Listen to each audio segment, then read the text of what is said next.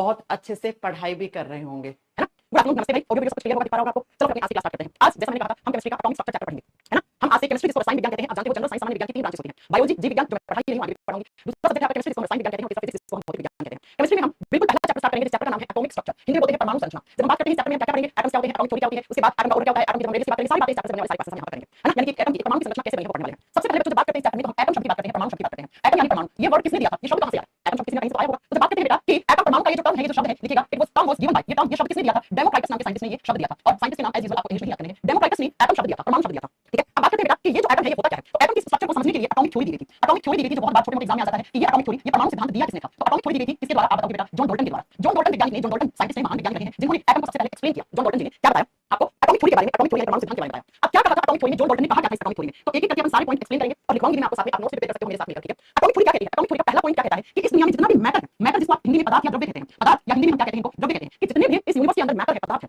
या कोई भी मैटर है, वो छोटे छोटे पार्टिकल्स किसके जुड़ने से बना हुआ है? एटम, परमाणु के जुड़ने से बना हुआ है। जैसे मैं इस डिजिटल बोर्ड की बात करूं तो ये मैटर है, एक पदार्थ है, और इस डिजिटल बोर्ड के इतने से हिस्से में बहुत सारे क्या होंगे, एटम होंगे, परमाणु होंगे। तो जॉन डॉल्टन का पहला, आप बताओगे पहला पॉइंट क्या कहता है एटॉमिक थ्योरी का? तो इसको आप अच्छे से लिखो। कह रहा है जॉन डॉल्टन जी ने जो पहला पॉइंट दिया वो ये दिया कि जो मैटर है ना, देखिए matter is made up of, देखिए matter is made up of, ध्यान से लिख लो, पढ़ लो बेटा, क्या पॉइंट कर रहे हो बाद में देखेंगे। Made up of large number of small particles that are known as atoms, small particles that are known as atom। Hindi में देखो, कोई भी पदार्थ छोटे छोटे कणों से मिलकर बना होता है जिनको हम परमाणु कहते हैं। देखिए कोई भी पदार्थ जिन छोटे छोटे कणों से मिलकर बना होता है, जिन छोटे छोटे कणों से मिलकर बना होता है उन्हें परमाणु कहा जाता है, मिलकर बना होता है उनको हम परमाणु कहते हैं। ये सेंटेंस, ये लाइन किसने दी थी, आप क्या होगे? जॉन डॉल्टन ने अपनी थ्योरी में बोला था, जिसको हम एटॉमिक थ्योरी कहते हैं, उन्हें हम परमाणु कहते हैं। दूसरा पॉइंट जो जॉन डॉल्टन ने कहा था, जॉन डॉल्टन ने दूसरा पॉइंट क्या कहा, पहला पॉइंट आपको समझ में आ गया कि कोई भी मैटर है इस यूनिवर्स के अंदर, किसी भी प्रकार का कोई मैटर है वो किससे बना होता है, वो छोटे छोटे पार्टिकल्स, छोटे छोटे कणों से बना होता है, उनको एटम कहते हैं। जैसे ये मैटर, इस मैटर के इतने से हिस्से में हम बात करते हैं क्या होते हैं, हजारों लाखों एटम्स होते हैं। बच्चों जब हम बायोलॉजी पढ़ते हैं तो बायोलॉजी में जो लिविंग होते हैं, सजीव होते हैं, उनके शरीर की सबसे छोटी इकाई सेल कोशिका होती है। हमारे शरीर की सबसे छोटी इकाई क्या होती है? सेल यानी कोशिका होती है। अगर मैं इस मैटर की बात करूं, नॉन लिविंग है, निर्जीव वस्तु है, और निर्जीव वस्तु को हम मैटर बोलते हैं, पदार्थ बोलते हैं। ये पदार्थ यानी कि ये मैटर जिन छोटे छोटे पार्टिकल्स, जिन छोटे छोटे कणों से बना होता है उसे हम एटम कहते हैं, उसे हम क्या कहते हैं बेटा? उसे हम परमाणु या एटम कहते हैं, ठीक है? आगे समझ में, आगे बात समझ में। मैडम आप क्यों, क्या अर्जुन गुप्ता क्या कहना चाह रहे हो, मुझे समझ में आ रहा है,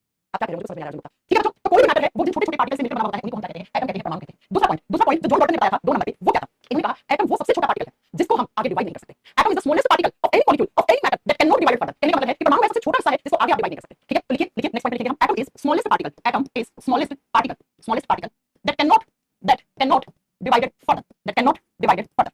परमाणु वह सबसे छोटा हिस्सा है जिसको आगे विभाजित नहीं किया जा सकता। देखिए परमाणु वह सबसे छोटा हिस्सा है, वह सबसे छोटा हिस्सा या छोटा भाग है जिसको आगे आप विभाजित नहीं कर सकते, जिसे आगे विभाजित नहीं कर सकते। ये बात किसने बोली थी, जिसको आगे विभाजित नहीं कर सकते? ये बात भी बच्चों जॉन डॉल्टन ने बोली थी, लेकिन ये बात पूरी तरीके से सही नहीं है, ठीक है? लेकिन ये बात पूरी तरीके से सही नहीं है। जॉन डॉल्टन थ्योरी का ये वाला जो पॉइंट है इसको हम लिमिटेशन बोलते हैं, ये इनकी थ्योरी का लिमिटेशन पार्ट है। क्यों? क्योंकि हम एटम को आगे डिवाइड कर सकते हैं। एटम के भी सब एटॉमिक पार्टिकल्स होते हैं, अपनी थोड़ी देर बाद हम पढ़ेंगे, इलेक्ट्रॉन, प्रोटॉन, न्यूट्रॉन, ये सब हम पढ़ेंगे आगे, ठीक है? तो ध्यान से सुनिए क्या बच्चों कि जॉन डॉल्टन ने एक सेंटेंस में कथन दिया था कि एटम वो सबसे छोटा हिस्सा है जिसको आगे हम डिवाइड नहीं कर सकते, जबकि ये इनकी थ्योरी का क्या है, लिमिटेशन है बेटा। ये लिमिटेशन है, लिमिटेशन का मतलब है कि ये विवादित पॉइंट है। इन्होंने तो बोल दिया, लेकिन इसके बाद हम पढ़ते हैं एटम के 3 सब एटॉमिक पार्टिकल्स होते हैं, है ना? कौन-कौन से? इलेक्ट्रॉन, प्रोटॉन, न्यूट्रॉन होते हैं, राइट? तो बच्चों इसको हम लिमिटेशन वाले पॉइंट पे रखते हैं। तो अगर आपसे एग्जाम में क्वेश्चन पूछ ले कि जॉन डॉल्टन थ्योरी का लिमिटेशन पॉइंट क्या है, तो वो यही है। तीसरा पॉइंट जो जॉन डॉल्टन ने बोला था वो बोला था कि एटम्स जो होते हैं, एटम आप बोलोगे can neither be created not be destroyed. इन्होंने कहा कि परमाणुओं को ना ही तो उत्पन्न किया जा सकता है, ना ही इन्हें नष्ट किया जा सकता है। लेकिन परमाणुओं को ना ही उत्पन्न किया जा सकता है, ना ही उत्पन्न, ये सेंटेंस आपको मास ऑफ कंजर्वेशन परमाणु के बाहर वापस काम आएगा। ना ही उत्पन्न किया जा सकता है, ना ही इनको नष्ट किया जाता है, ना ही नष्ट किया जा सकता है। ये तीनों सेंटेंस आपको बताने हैं, किसने बताया गया? इसमें बताया गया जॉन डॉल्टन ने। जॉन डॉल्टन जी ने एटॉमिक थ्योरी दी थी, जिस एटॉमिक थ्योरी में आपको 3 पॉइंट याद रखने हैं। अगर इन तीनों पॉइंट में से कभी भी लिखा हुआ जाए कि ये पॉइंट किसने बोले, तो बच्चों पहला पॉइंट जॉन डॉल्टन ने बोला कि मैटर कोई भी पदार्थ इस यूनिवर्स का वो सबसे छोटे पार्टिकल से बना हुआ, उन्हीं को परमाणु कहते हैं, एटम कहते हैं। दूसरा एटम जो होते हैं उनको आगे फर्दर डिवाइड नहीं कर सकते हैं, और ना ही एटम को क्रिएट कर सकते हो, ना उन्हें डिस्ट्रॉय कर सकते हो, ठीक है बच्चों? ये तीनों सेंटेंस आपके किसने बताए थे, आप बताओगे, जॉन डॉल्टन जी ने बताए। अब इन्होंने कहा, नेक्स्ट पॉइंट सुनना बात को ध्यान से, है ना? बेटा सब समझ में आ जाएगा, बेसिक से चलो एकदम, बिल्कुल बेसिक से सब कुछ समझ में आ जाएगा। जब हम एटम की बात करते हैं, जॉन डॉल्टन जी ने एक सेंटेंस कहा कि भाई एटम्स को आगे डिवाइड नहीं कर सकते, ये लाइन इनकी लिमिटेशन बन गई। लिमिटेशन का मतलब ये पूरी तरीके से सही नहीं थी। तो आज भी कुछ साइंटिस्ट जॉन डॉल्टन की थ्योरी को मतलब पूरी तरीके से सच नहीं मानते हैं। क्यों? क्योंकि बेटा जो एटम होता है उसको तो आगे आप डिवाइड कर सकते हो। एटम के 3 सब एटॉमिक पार्टिकल्स होते हैं, कौन-कौन से? इलेक्ट्रॉन, दूसरा प्रोटॉन, तीसरा न्यूट्रॉन। जब हम एटम की स्ट्रक्चर की बात करते हैं तो एटम के 2 हिस्से होते हैं बेटा, एटम के 2 पार्ट होते हैं। पहले हिस्से को बोलते हैं एटम का न्यूक्लियस, जिसको हिंदी में कहते हैं नाभिक, और दूसरा जो एटम का हिस्सा होता है उसको नाम दिया जाता है ऑर्बिट, जिसको हिंदी में हम कक्ष कहते हैं या कक्षाएं कहते हैं। और एटम को कैसे रिप्रेजेंट किया जाता है? इस तरीके से, ये कोई एटम का न्यूक्लियस है बच्चों, ये उसका न्यूक्लियस है, और बाहर इस तरीके से एटम के सर्कुलर पाथ होते हैं, यानी कि गोल-गोल पाथ होते हैं। इन्हीं सर्कुलर पाथ को आप क्या कहते हो? ऑर्बिट कहते हैं। ऐसे हम किसी भी एटम को रिप्रेजेंट करते हैं बच्चों। अब किसी एटम को कैसे, सारी बातें आपको धीरे-धीरे आगे समझ में आएंगी। तो मैंने कहा एटम के 3 सब एटॉमिक पार्टिकल्स होते हैं, 3 उप परमाणु हिस्से होते हैं, इलेक्ट्रॉन, प्रोटॉन, न्यूट्रॉन। इनमें से जब हम बात करते हैं एटम के 2 हिस्से होते हैं, जो सेंट्रल हिस्सा होता है एटम का, इसको हम नाम देते हैं न्यूक्लियस, नाभिक नाम देते हैं। केंद्र मतलब केंद्र सेल में होता है, कोशिका में होता है। और ये जो बाहर इस तरीके से हमने ये जो गोल-गोल ये सर्कुलर पाथ दिखाए हैं, इन्हीं को हम क्या कहते हैं? ऑर्बिट कहते हैं, कक्ष कहते हैं बच्चों। 2D मॉडल में ऑर्बिट कहते हैं, 3D मॉडल में ऑर्बिटल्स कहते हैं। ये सारी बातें हम आगे बढ़ेंगे, ठीक है? अब जरा सुनो, इस न्यूक्लियस से कौन रहता है? एटम के 3 सब एटॉमिक पार्टिकल्स में 2 पार्टिकल्स होते हैं, पहला प्रोटॉन और दूसरा न्यूट्रॉन। ये न्यूक्लियस में रहते हैं। तो न्यूक्लियस होता है वो प्रोटॉन और न्यूट्रॉन को अपने अंदर जोड़ के रखता है। प्रोटॉन और न्यूट्रॉन कहां रहते हैं? किसी भी एटम के न्यूक्लियस में नाभिक में रहते हैं। और ये जो बाहर सर्कुलर पाथ है ना, इसके अंदर क्या रहते हैं? इसके अंदर इस तरीके से इलेक्ट्रॉन रहते हैं बच्चों। तो कभी भी आपसे एग्जामिनर पूछ ले कि न्यूक्लियस के अंदर किसी भी परमाणु के कौन-कौन से सब परमाणु हिस्सा होता है, तो आप क्या कहोगे बेटा? आप प्रोटॉन और न्यूट्रॉन कहोगे। और इन्हीं प्रोटॉन और न्यूट्रॉन के जोड़ को, प्रोटॉन और न्यूट्रॉन का जो सम होता है ना, जोड़ होता है, इसी को केमिस्ट्री में न्यूक्लियॉन्स भी कहते हैं। तो बच्चों एग्जाम में कैसे क्वेश्चन आएगा? What is nucleons? हिंदी में सेम नाम होता है। न्यूक्लियॉन्स किससे होता है?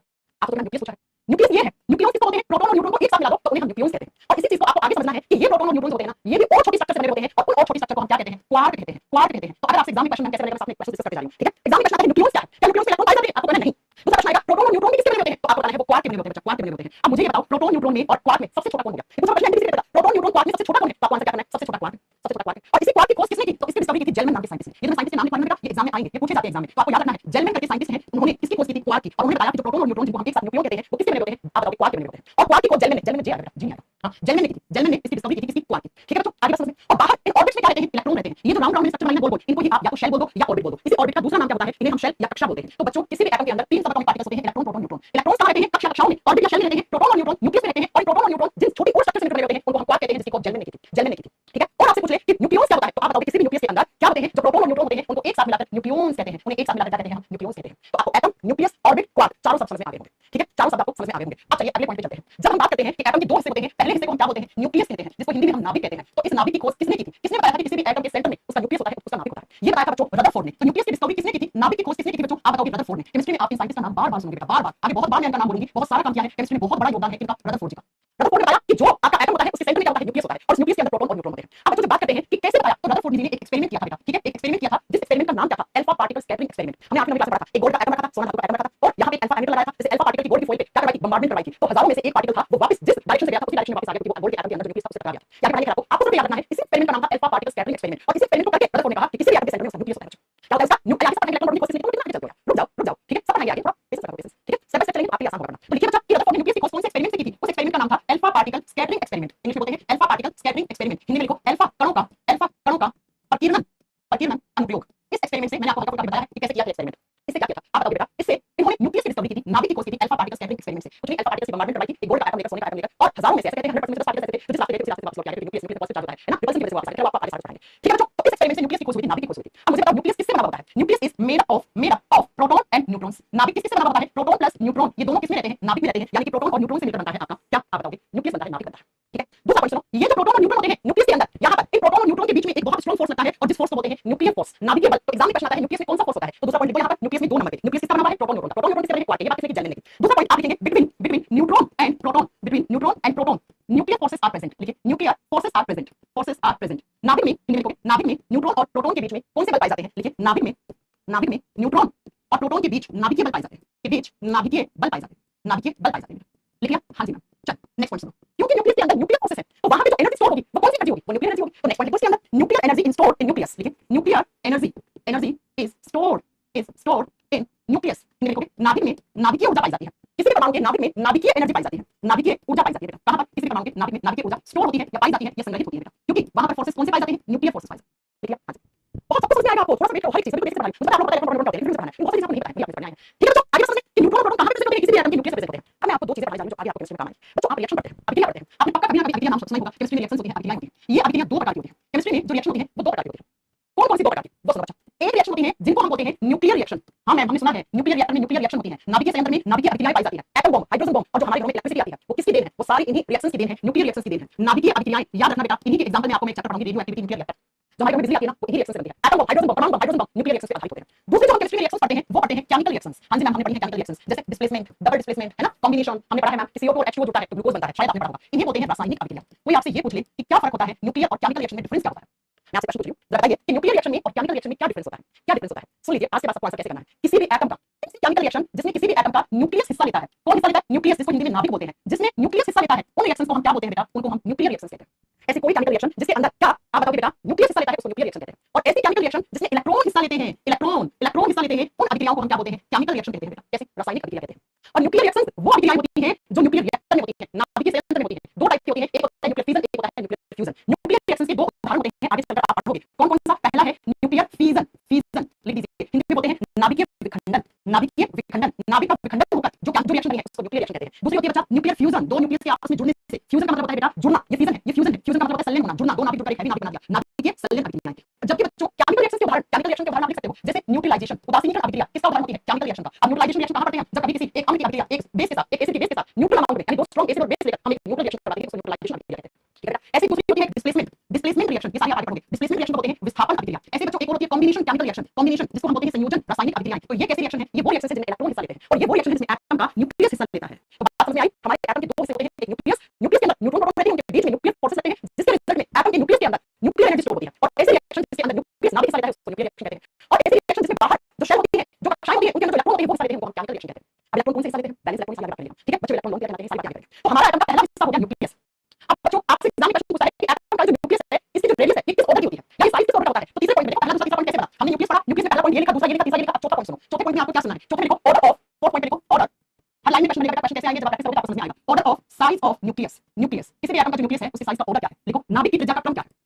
कि त्रिज्या का क्रम क्या है, किस ऑर्डर का होता है न्यूक्लियस, त्रिज्या का क्रम क्या है, किस ऑर्डर का होता है। तो हमने पढ़ा है मैम, ये होता है 10 की पावर -15 मीटर के ऑर्डर का। और आप फिजिक्स पढ़ रहे हो, आपने पढ़ा होगा 10 की पावर -15 को आप क्या लिख सकते हो, हम लिख सकते हैं 1 फर्मी लिख सकते हो, लिख सकते हो, फिजिक्स पढ़ी है आपने, एक फर्मी लिख सकते हैं। तो एग्जाम में प्रश्न आता है बेटा कि जो एटम का न्यूक्लियस होता है वो किस साइज के ऑर्डर का होता है, ऑर्डर क्या है, तो आपको बताना है वो होता है 10 की पावर -15 मीटर, और जिसको हम एक फर्मी भी लिख सकते हैं, लिख सकते हैं हाँ जी मैम। तो ये आपको न्यूक्लियस में 5 पॉइंट याद रखने हैं। न्यूक्लियस किसका बना होता है, कौन से फोर्सेस लगते हैं, कौन सी एनर्जी स्टोर होती है, न्यूक्लियस किसका लेता है, उस रिएक्शन को, उस अभिक्रिया को क्या कहते हैं, और उसके साइज का ऑर्डर क्या है, उसके साइज का ऑर्डर क्या है। ये कौन है, अगर से काम करना है 50 मार्क को ब्लॉक कर देना, मैंने बहुत एटीट्यूड देती हूँ आपको, मैं सबको रिप्लाई देती हूँ, अब तुमने मैडम को खरीदा क्या, स्पेशल ट्यूशन लगाएंगे, इसलिए क्लास में परेशान करती है, बच्चा मुझे याद है, उसको ब्लॉक कर दो, कभी क्या मैसेज नंबर मैडम मैं कमेंट रिप्लाई करती है, अब तुम्हारे से बच्चे कमेंट रिप्लाई करूंगी, पढ़ाऊंगी, तुम्हारा कमेंट क्या होगा नाम ले लो बस। चल फिर कहते हो कि मैडम सिलेबस नहीं हो पाता, कैसे हमारे तुम्हारे सिलेबस। चल अगला पॉइंट, अब जो हमारे एटम का दूसरा हिस्सा होता है उसको बोलते हैं ऑर्बिट, ऑर्बिट जिसको हम कक्ष कहते हैं, और उन्हीं ऑर्बिट को हम दूसरा नाम देते हैं शेल, कक्षाओं का नाम, कक्ष या कक्षाओं। क्या होते हैं ये ऑर्बिट, क्या होते हैं शेल, ये आपको जानिए।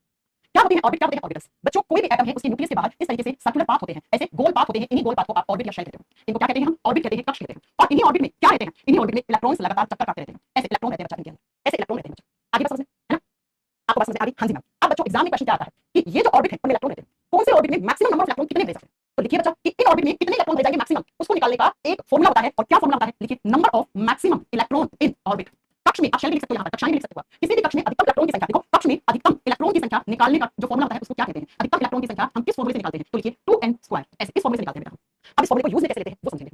ये जो न्यूक्लियस ये न्यूक्लियस है, ये नाभिक है, ये नाभिक है। अब इस नाभिक के जस्ट बाहर वाली शेल को नाम देते हैं के, उसके बाद वाली को देते हैं एल, इसको देते हैं एम, इसको देते हैं एन, ऐसे ओपी ऐसे चलता रहता है, ठीक है, के एल एम एन ओपी, ये शेल के नाम है। पहली शेल को हमने के बोल दिया, दूसरी को एल बोल दिया, तीसरी को आप बोल दिया एम, चौथी को बोल दिया एन, पांचवी को बोल दिया ओ, ऐसे बोल दिया, ठीक है बच्चों। अब इस फॉर्मूले में ये एन क्या है, तो लिखिएगा N is equal to number of orbit, number of orbit. N को बोलते हैं कक्ष की संख्याएं, कक्ष की संख्याएं। अब मैं आपसे एक क्वेश्चन पूछूं, तुम लोग बोलते हो ना पढ़ा हुआ है हमारा ये सब कुछ, चलो मुझे क्वेश्चन का आंसर दे दो। मैंने कहा इस फॉर्मूले में एन जो है वो ऑर्बिट को रिप्रेजेंट करता है, एन स्क्वायर किसको रिप्रेजेंट करता है, नहीं दे पाओगे आंसर, बस है ना, नहीं दे पाओगे तो लिख लीजिए एन स्क्वायर, ये पूछा वैसे सीधे सीधे क्वेश्चन, एन स्क्वायर होता है नंबर ऑफ ऑर्बिटल्स। अब आप में से कुछ बच्चे बोलेंगे मैम कि ऑर्बिट क्या होता है और ऑर्बिटल्स क्या होता है, यही मैं आपको बताऊंगा, ठीक है। हिंदी में लिखो कक्षकों की संख्या, ये कक्ष है, ऑर्बिटल कक्ष होते हैं, ऑर्बिटल्स कक्षकों होते हैं, कक्षकों की संख्या को रिप्रेजेंट करता है एन स्क्वायर। तो अगर आपसे क्वेश्चन पूछे ना कि एन इज इक्वल टू, तब आप क्या कहोगे नंबर ऑफ ऑर्बिट, कक्ष की संख्या, एन स्क्वायर पूछे नंबर ऑफ ऑर्बिटल्स। अब मैम ये ऑर्बिट और ऑर्बिटल में क्या डिफरेंस होता है, जब हम 2D मॉडल पढ़ते हैं तो वहां पर हम इसको, ये जो गोल गोल चक्कर है ना बेटा, इसको हम ऑर्बिट कहते हैं, और जब 3 डायमेंशनल स्ट्रक्चर देखते हैं तो हम देखते हैं इस ऑर्बिट के भी आगे सब स्ट्रक्चर होती है जिसको 3D मॉडल में करते हैं। अब क्या होता है 2D 3D मॉडल रिलेशन आगे आ जाएगा, फिलहाल इतना जानना, फिलहाल आपको इतना जानना है कि एग्जाम में आ जाए कि एन का मतलब क्या है और एन का स्क्वायर कर दिया तो उसका मतलब क्या है, ठीक है। जो मैं 2D 3D मॉडल रिलेशन निकालना आपको समझाऊंगी, जब आपको इलेक्ट्रॉनिक कॉन्फ़िगरेशन सिखाऊंगी, पढ़ा ना एसपीडीएफ, यहां पर के एल एम एन, वहां पर एसपीडीएफ, बस ठीक है। अब बात करते हैं कि मैम इस फॉर्मूले से हम मैक्सिमम नंबर ऑफ इलेक्ट्रॉन कैसे निकाल सकते हैं। सुनिए पहली शेल के लिए n का नंबर 1 होता है, यानी k के लिए n का नंबर 1 होगा, m के लिए 2 होगा, के सॉरी बात है कि l के लिए 2 होगा, m के लिए 3 होगा, n के लिए 4 होगा, o के लिए 5 होगा। तो सिंपल सा, अगर आपको k में मैक्सिमम इलेक्ट्रॉन निकालने हैं तो k में 2 * 1 1 का स्क्वायर 1 तो कितना बचेगा बेटा, k में मैक्सिमम इलेक्ट्रॉन की संख्या 2 होगी।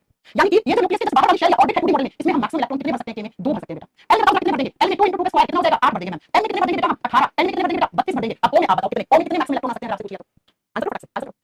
o वाली ऑर्बिट में मैक्सिमम इलेक्ट्रॉन की संख्या कितनी आ सकती है, आंसर कर दीजिए फटाक से।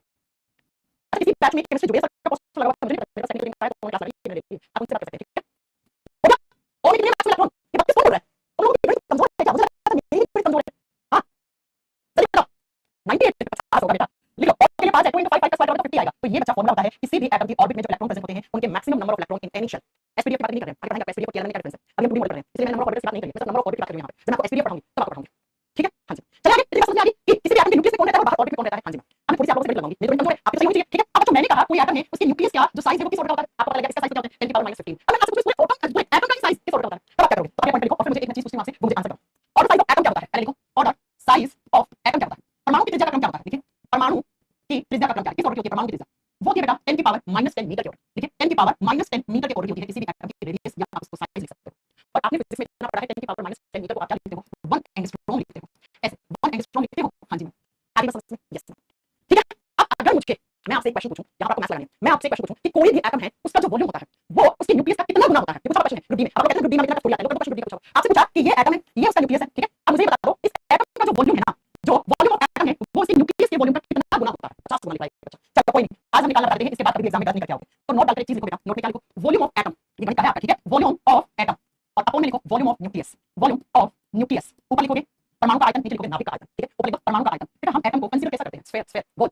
और जब आप कभी भी किसी गोले का आयतन निकालते हो, किसमें आप निकालते होंगे मैथ्स में, तो क्या फॉर्मूला होता है उसको निकालने का, बताना जरा क्या फॉर्मूला होता है, परमाणु का आयतन और नीचे लिखो नाभिक का आयतन। क्वेश्चन आता है परमाणु का आयतन नाभिक के आयतन का कितना गुना होता है, नाभिक के आयतन का कितना गुना होता है। तो प्यारे बच्चों हम इस एटम को गोल कंसीडर करते हैं, और जब आप मैथ्स में पढ़ते हो किसी भी गोले का आयतन निकालते हो तो फॉर्मूला क्या लगाते हो, 4/3 पाई r की क्यूब लगाते हो, ये लगाते हो। अब यहाँ पर 4/3 पाई r, r का मतलब रेडियस, याद रखना केमिस्ट्री में रेडियस और साइज की बात है, त्रिज्या और आकार एक ही बात है केमिस्ट्री में, ठीक है। तो पाई r पहले किसका लिखना है, एटम का लिखना है, तो एटम का कितना होगा बेटा लिख दो, एटम का कितना होता है लिख दीजिए, एटम का कितना होगा बेटा, आप लिखोगे ऊपर कितना आएगा, एटम का किस ऑर्डर का होता है 10 की पावर माइनस, आप यहाँ से एटम का निकालोगे तो ऊपर आपका 10 की पावर -10 और इसकी क्यूब हो जाएगी, और नीचे कितना आ जाएगा 4/3 पाई 10 की पावर -15 का क्यूब। अब आपको इसे सॉल्व करने नहीं बैठना है, जब आप सॉल्व करोगे तो शायद आप यहाँ से क्या निकालोगे, आपका निकल के आएगा कि वॉल्यूम ऑफ एटम किसी भी परमाणु का जो आयतन होता है वो उसके नाभिक के आयतन का 10 की पावर 15 गुणे होता है। तो लिखो वॉल्यूम ऑफ न्यूक्लियस, ये क्वेश्चन पूछा था एग्जाम में, ये क्वेश्चन पूछा, मैं नहीं समझ में आया, चलो एक एग्जांपल देती हूँ आपको समझ आ जाएगा। आपने कभी फुटबॉल ग्राउंड देखा होगा, टीवी में देखा होगा, फुटबॉल ग्राउंड के बीचों बीच आप फुटबॉल रखो, ठीक है, और पूरा ग्राउंड आप देखो, जो फुटबॉल आपने ग्राउंड में रखी है ना वो किसी एटम का न्यूक्लियस है, नाभिक है, और जो पूरा फुटबॉल ग्राउंड है वो उसका एटम जो है ना, आप बताओगे उसका रेडियस है, उसका साइज है। तो फुटबॉल छोटा सा दिखता है किसके अंदर, बिल्कुल फुटबॉल छोटा सा होता है फुटबॉल ग्राउंड के अंदर। ठीक है, हम कहते हैं क्या कि बेटा जो भी हम आयतन किसका निकालते हैं, किसका परमाणु का आयतन निकालते हैं कि वो 10 की पावर 15 गुणे आयतन का होता है उसके न्यूक्लियस का, बस ये चीज याद रखना है।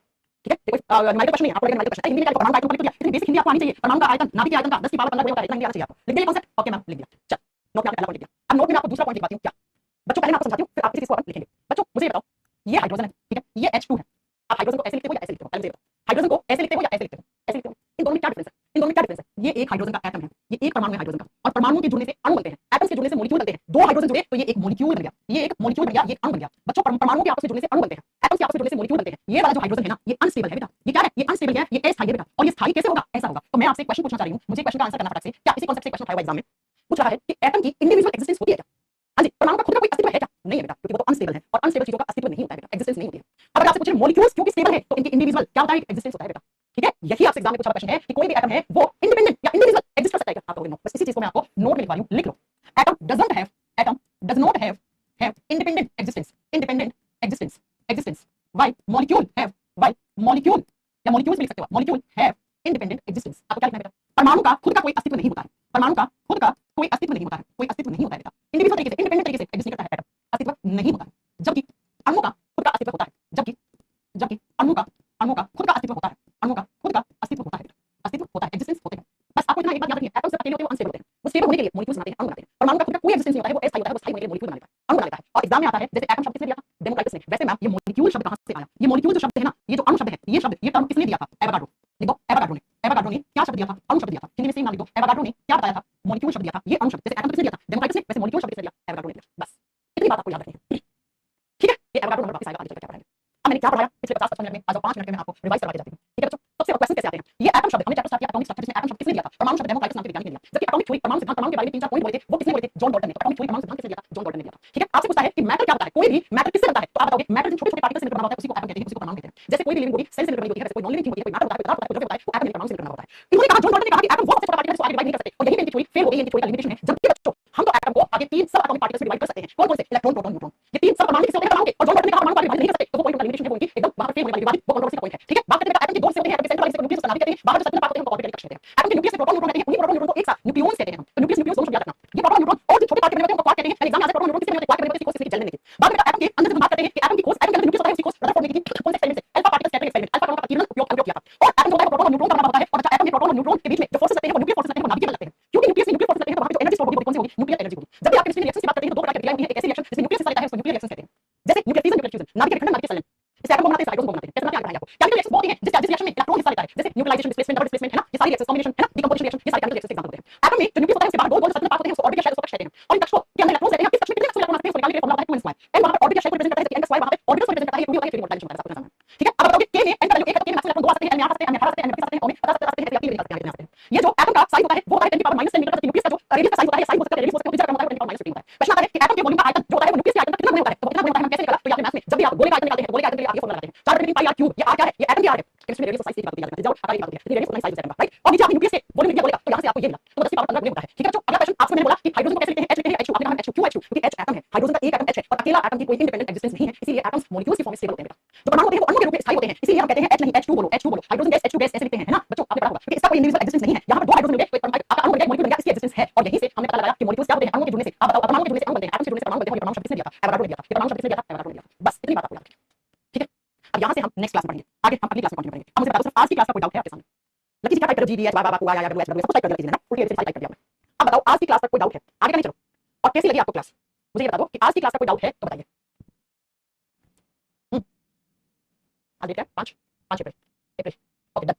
हम केमिस्ट्री कभी नहीं पढ़ी हमने, कोई बात नहीं बेटा, धीरे धीरे पढ़ो। देखो आपने जो स्कूल में केमिस्ट्री पढ़ी है ना वो थोड़ी अलग है, यहाँ की केमिस्ट्री है, यहाँ पर आपका सब्जेक्टिव एग्जाम है, यहाँ पर ऑब्जेक्टिव पेपर है, तो बिल्कुल एकदम उसी हिसाब से यहाँ की केमिस्ट्री पढ़ाई जाएगी। ठीक है बच्चों, ओके ठीक है। हाँ 2 8 18 तो हमने पढ़ाया वो क्या पढ़ाया ऐसे, मैं सारी केमिस्ट्री पढ़ाऊंगी, आपको बिल्कुल घबराओ मत, बहुत अच्छे से पढ़ाऊंगी। जिस दिन पीवाई क्विज लगाओगे ना प्रीवियस क्लासेस खा आंसर। ठीक है बच्चों, ओके। मैं ग्रीन कलर से बेटा, कुछ बच्चों को क्लास में कलर ब्लाइंडनेस है, ठीक है, कलर ब्लाइंडनेस वाले बच्चों को हरा रंग नहीं दिखाता है, इसलिए ग्रीन कलर नहीं रखती हूं, ब्लैक रखती हूं, बस मैं ग्रीन कलर ग्रीन कलर फिर आपको चाहते हैं कलर ब्लाइंडनेस है तो हम ग्रीन कलर से नहीं पढ़ाते हैं, इसलिए नहीं पढ़ाते। और ग्रीन कलर बोर्ड को अवॉइड करना चाहिए, आंखें खराब होती है ग्रीन कलर बोर्ड से पढ़ने का, तो व्हाइट बोर्ड में व्हाइट कर सकते हैं, ब्लैक ग्रीन नहीं पढ़ना, मतलब कुछ पढ़ाते हैं ग्रीन से आपको जल्दी दिखा देंगे। ठीक है बच्चों, चलो फिर आज के लिए इतना ही, thank you so much, bye.